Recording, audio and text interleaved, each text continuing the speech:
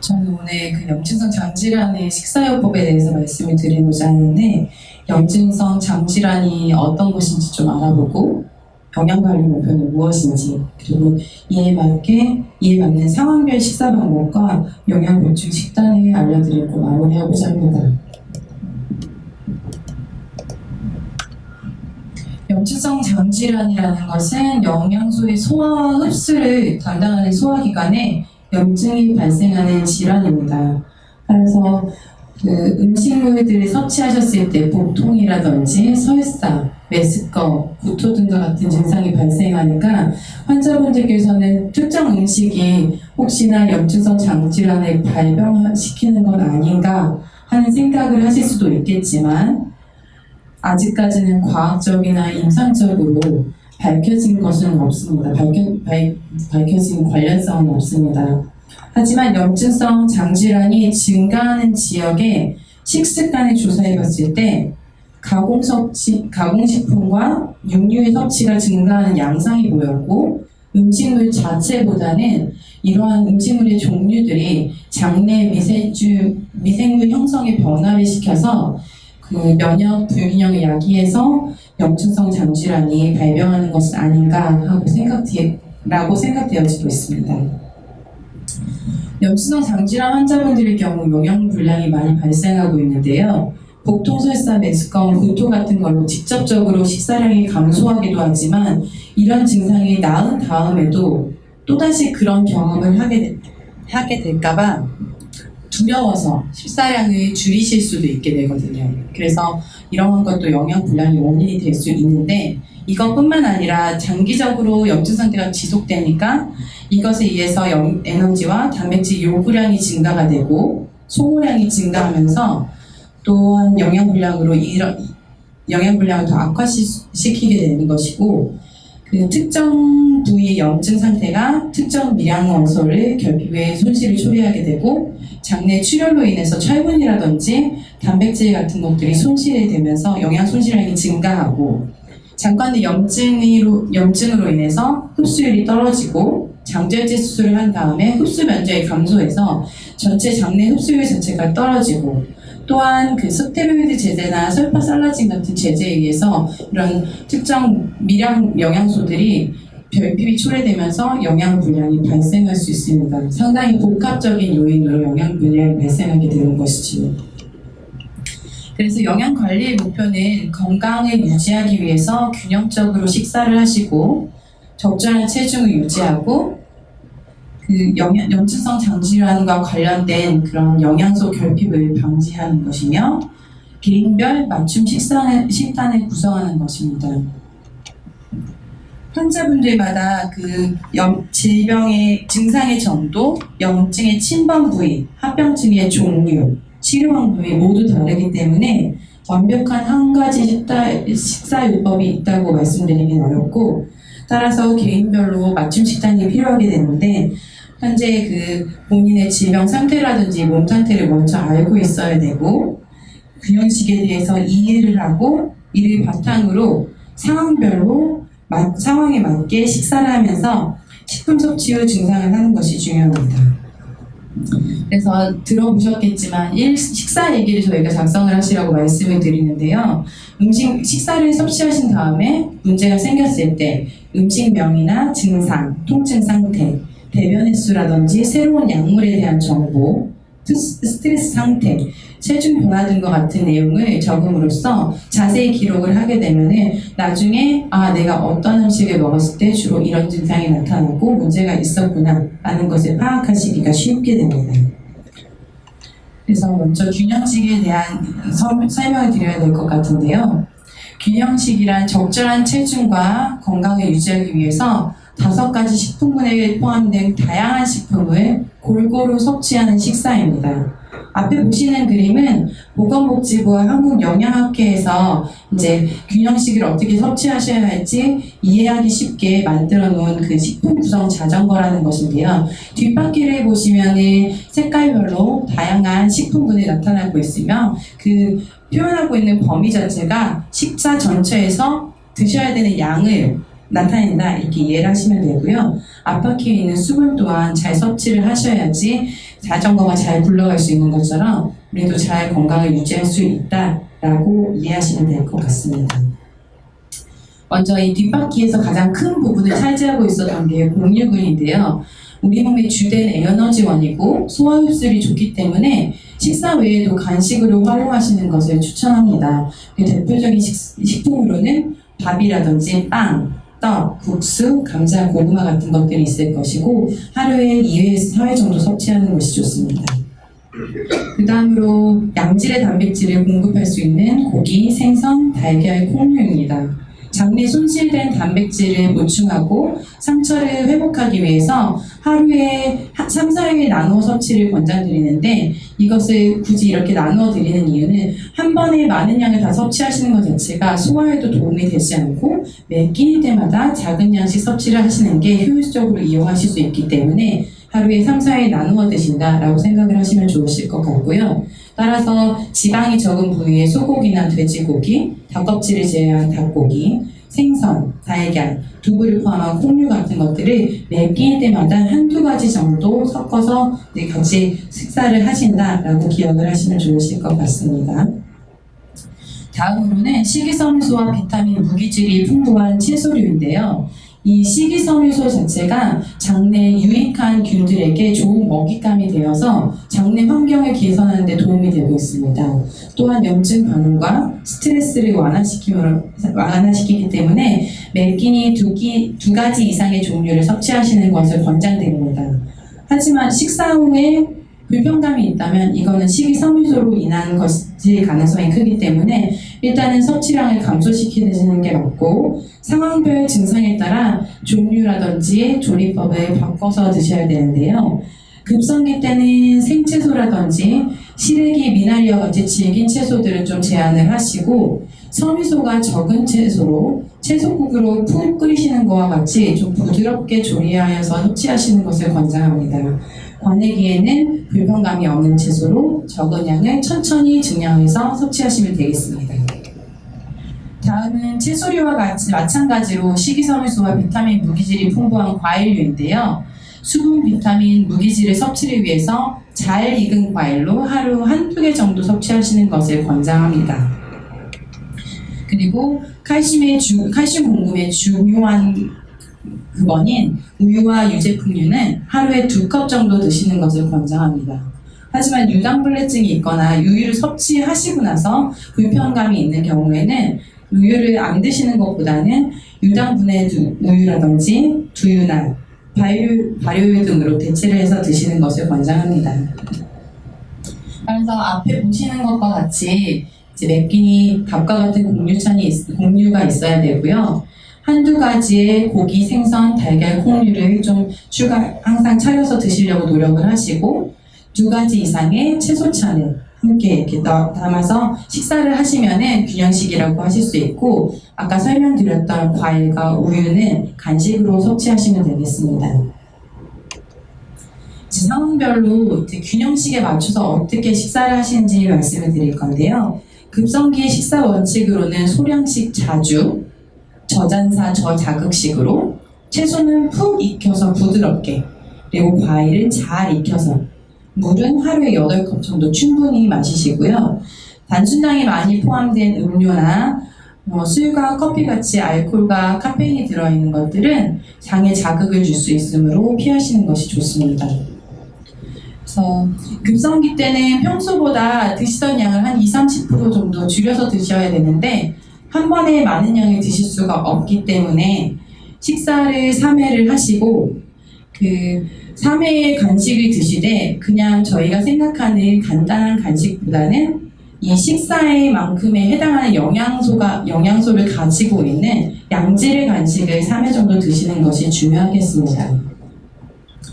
그리고 금식 후에 이제 첫 끼니를 다시 시작하실 때는 부드러운 음식부터 시작하셔야 되는데 앞에 보시는 그림과 같이 슴늉이라든지 감자 미음과 같은 것으로 속을 좀 편안하게 달래주시고 그 다음 단계로 죽을 드시는데 흰죽보다는 계란죽이라든지 애호박 흰살 생선죽이라든지 연두부를 이용한 영양죽, 닭죽 그리고 쇠고기, 야채죽과 같이 양질의 단백질이 함께 들어있는 죽 메뉴를 선택하시는 것이 중요하겠습니다. 그 다음으로 이제 밥을 드실 수가 있는데 바로 일반 식사로 넘어가시기보다는 진밥 형태로 이렇게 무굴밥인데 무굴밥의 경우는 이제 채 썰은 물을 먼저 아래다 드시고 불린 쌀에 넣어서 위에 물을 얹은 다음에 밥을 지으시면은 맛있는 무굴밥이 될 수 있고요. 이렇게 잘게 썰은 가지와 다진 양파, 당근, 소고기 등을 넣어서 무른 가지 영양밥을 지어서 드시는 것도 맛도 좋고 영양가가 높은 진밥 형태가 될 수 있겠습니다. 그리고 고기는 잘게 다지거나 가늘게 썰어서 섭취하셔야 되고, 그래서 앞에 보시는 것과 같이 함박 스테이크라든지 완자조림 아니면 얇게 썰은 불고기 같은 것들이 이용하시기 좋은 메뉴가 될 것 같고요. 생선은 대구살, 허브구이, 조기찜과 같이 이런 형태로 살 위주로 섭취하시는 게 좋고, 조개살이라든지 해파리, 오징어 같은 질긴 해산물은 피하시고 새우, 야채 볶음, 구이, 채소전과 같이 부드러운 해산물로 조리하셔서 드시는 것도 방법이 되겠습니다.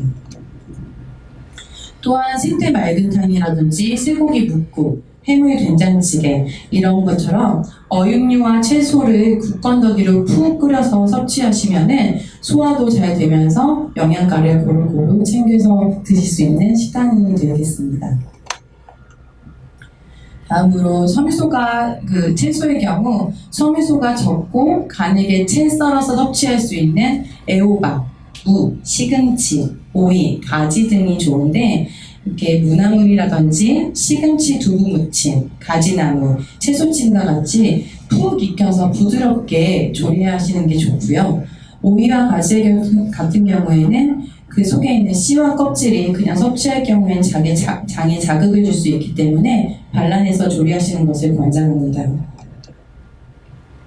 과일의 경우 껍질과 씨가 함께 있는 것이나 말린 과일, 섬유소가 많은 과일보다는 섬유소가 적고 잘 익은 생과일을 섭취하시는 게 중요한데요. 보시면은 저렇게 바나나도 이렇게 그냥 예쁜 노란색이 아니라 검은 점이 있는 충분히 익은 바나나이고, 감도 이렇게 떫은 맛이 나지 않는 홍시라든지 연시 같은 것도 이용이 가능하시고요.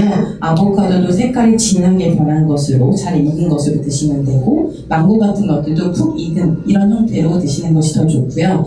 만약에 그래도 생과일을 섭취하셨을 때 소화가 좀 부담이 된다 하셨을 경우에는 백도, 황도, 귤 같은 과일 통조림이 도움이 될 수가 있는데, 만약에 당뇨가 있으시다면 이런 것들이 설탕에 졸여놓은 것들이 다 저장을 해놓은 상태이기 때문에 고혈당이 발생할 수 있으므로 좀 주의해서 섭취하시는 것이 좋겠습니다. 다음으로 유제품인데요. 우유를 마셨을 때 몸 상태에 따라서 다르게 증상이 나타난다면 유당불내증이 아닌 경우가 더 많습니다. 그렇기 때문에 무조건 제한하시기보다는 두유나 요거트 같은 걸로 대체해서 드실 수도 있고, 저지방이나 무지방 우유 아니면 유당이 분해된 우유를 따뜻하게 데워 드시는 것도 도움이 될 수 있습니다. 다음은 관액의 식사 원칙입니다. 적절한 체중 유지를 위해서 충분히 섭취하시고 균형식으로 다양한 영양소를 골고루 섭취하시는 것이 중요합니다. 그리고 아까 설명드렸던 식사 얘기를 지속적으로 작성하시는 것을 권장드립니다. 앞에 보시는 식단은 염증성 장질환 먹으면서 치료하기라는 책자에 나와 있는 관액이 1일차 한식 밥상이고요. 자세히 안 보이실 수도 있을 것 같아서 아침 식단을 먼저 읽어드리자면은 얼갈이 된장국에 부드러운 멸치 호두볶음, 양배추 물김치고요. 점심에는 잡곡밥과 버섯 쇠고기 전골, 호박나물, 포기김치. 저녁은 쌀밥, 꽁치김치찌개, 무나물, 오이볶음, 브로콜리 초무침. 그리고 간식으로 제철과일과 요거트를 나타내고 있습니다. 2일차에는 브로콜리 들깨죽, 아침에는 브로콜리 들깨죽, 부드러운 멸치호두볶음, 그리고 알감자조림, 양배추 물김치고요. 점심에는 뚝배기 불고기 덮밥 같은 것도 이용하시고, 묵나물 북엇국, 콩비지 부추 애호박전, 두부 샐러드, 포기김치, 그리고 저녁에는 찰밥과 꽁치 김치찌개, 그리고 아스파라거스 쇠고기 마리구이라든지 무나물, 그리고 토마토 새송이 볶음입니다. 그리고 간식으로 이용한 것이 계란 샌드위치와 유제품입니다. 그래서 크게 달라지지는 않지만 구성을 보시면은 매 끼마다 이렇게 밥이라든지 죽이 들어가 있고 그 단백질에 해당하는 식품들이 꼭 들어가 있으며 채소도 골고루 들어가 있는 걸 보실 수가 있으실 겁니다. 그래서 제가 아까 설명드렸던 균형식과 좀 매칭이 많이 잘 되시나요? 네. 그래서 메뉴를 굳이 읽어드린 이유는 이런 것들도 응용해서 내가 섭취를 할 수 있겠구나 약간 생각해 보실 수 있을 것 같아서 한번 보여드렸습니다.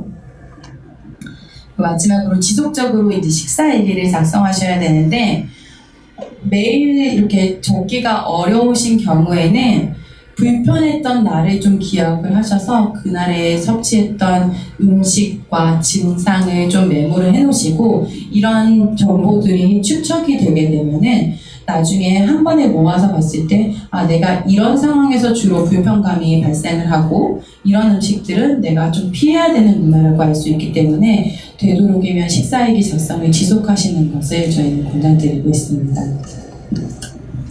마지막으로 영양 보충 식단에 대해서 알려드리고 간편하지만 알차게 영양 보충하는 방법을 설명드리도록 하겠습니다.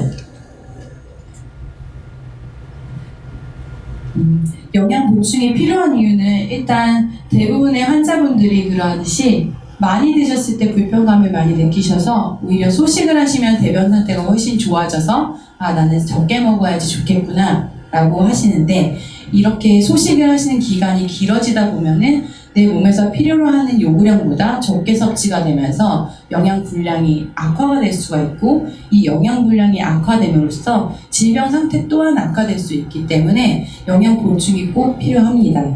그래서 하루 섭취량이 적고 한 번에 많은 양을 드시기 어려우면은 영양가 높은 간식 섭취가 필수인데 먼저 설명드릴 제품으로는 환자용 균형 영양 제품이 있습니다. 이 영양음료 한 캔에 해당하는 영양소 함량을 제가 간단하게 설명드리자면은 밥 3분의 1공기와 생선 한 토막 그리고 나물 한 접시에 해당하는 양으로 이렇게 식사가 제대로 이루어지지 않았을 때 이러한 것으로도 균형식을 섭취하실 수 있다는 것을 보여드릴 수 있습니다. 그래서 이러한 제품들은 앞에 보시는 것과 같이 대부분들은 액상 제품으로 캔이나 팩에 담겨서 섭취하실 수 있고요. 그리고 원내에서 처방되실 수 있는 제품은 저렇게 따로 구분이 되어 있습니다. 그리고 죽이나 스프처럼 섭취하실 수 있는 분말 제품도 있고 그리고 또한 이 젤리 형태도 있기 때문에 좀 선호하시는 식감으로 섭취를 하시면 좋으실 것 같고요. 항상 저렇게 균형식이 아니라 내가 부족한 영양소가 약간 특정적으로 탄수화물, 지방이라든지 단백질 이렇게 정해져 있다면은 단일 영양 보충 제품을 이용해서 그 음식 조리하실 때 추가하시게 되면은 그런 부분들을 보충받으실 수 있고요. 단장 증후군과 같이 영양 흡수가 아주 어려운 상태에 있는 환자분께는 가수분해 제품을 사용하시는 것도 권장드리고 있습니다.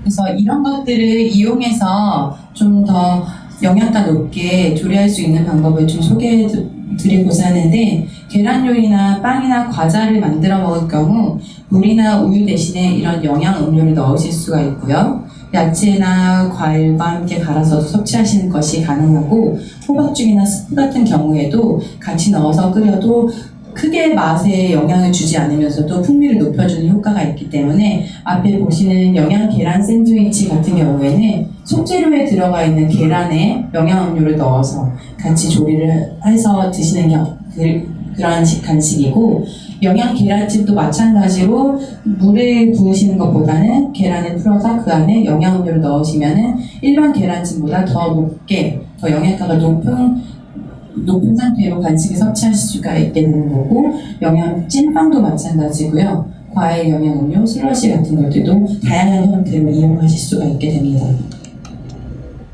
다음은 곡류를 이용한 영양보충 간식인데요.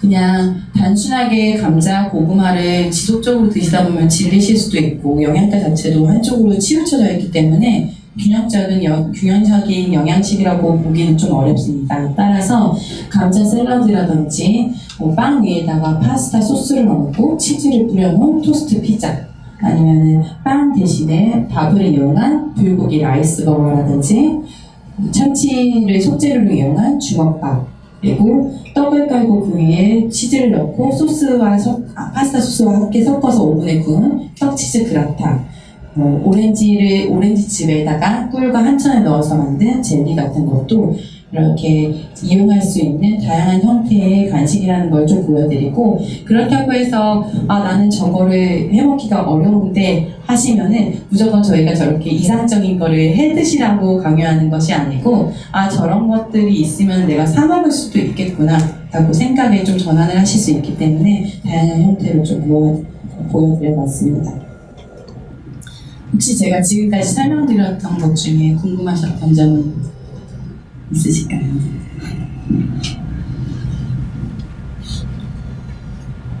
없으시면 이만 마치도록 하겠습니다.